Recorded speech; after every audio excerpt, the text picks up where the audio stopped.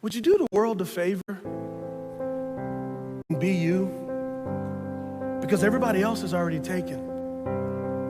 Do the world a favor and be you. The world needs you, or God wouldn't have made you. If God wanted me to be somebody else, I wouldn't be here. I would be them. Stop trying to be somebody else. Stop letting the culture define what's beautiful. God says you're beautiful. Have you listened to God's voice in Psalms 139, 13, and 14? That when you were in your mother's womb, you were wonderfully and fearfully made?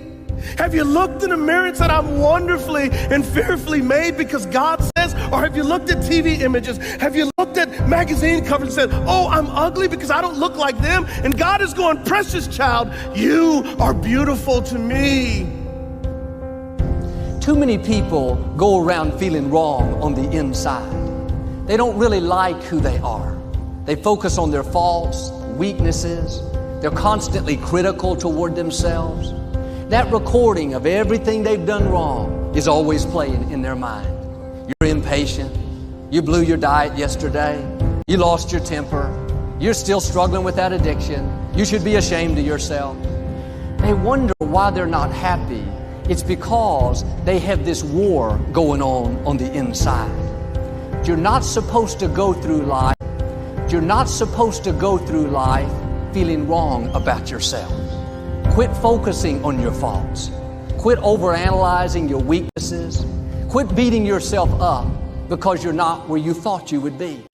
Here's the key. You're not a finished product. God is still working on you. The scripture says God changes us from glory to glory. You have to learn to enjoy the glory that you're in right now.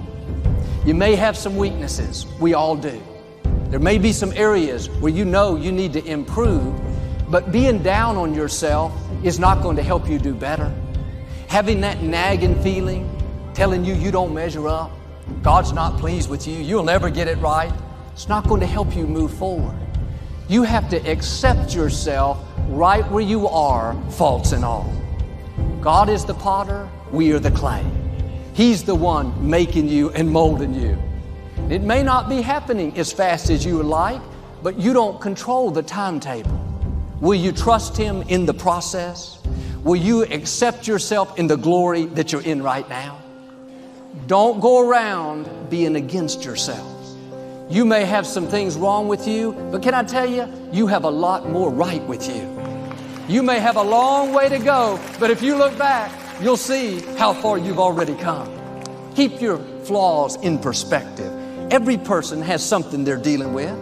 When you are for yourself, you are in agreement with God. And some people have never once said, I like myself. I like my gifts. I like my personality. I like my looks. I'm happy with who God made me to be. If you don't like yourself in a healthy way, other people are not going to like you. You project what you believe on the inside.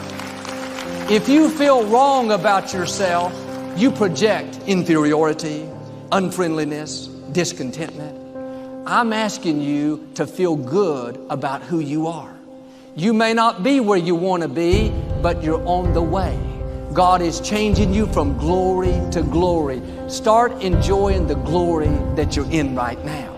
You may have some weaknesses. We all do. Don't you dare go through life against yourself. God is saying today, you are my beloved son, my beloved daughter, in whom I am well pleased. Now do your part. Start putting on the breastplate of God's approval each morning. If you'll do this, I believe and declare every chain that's holding you back is being broken. God is going to keep making you and molding you. You're going to come up higher, overcome those obstacles, and become everything He's created you to be.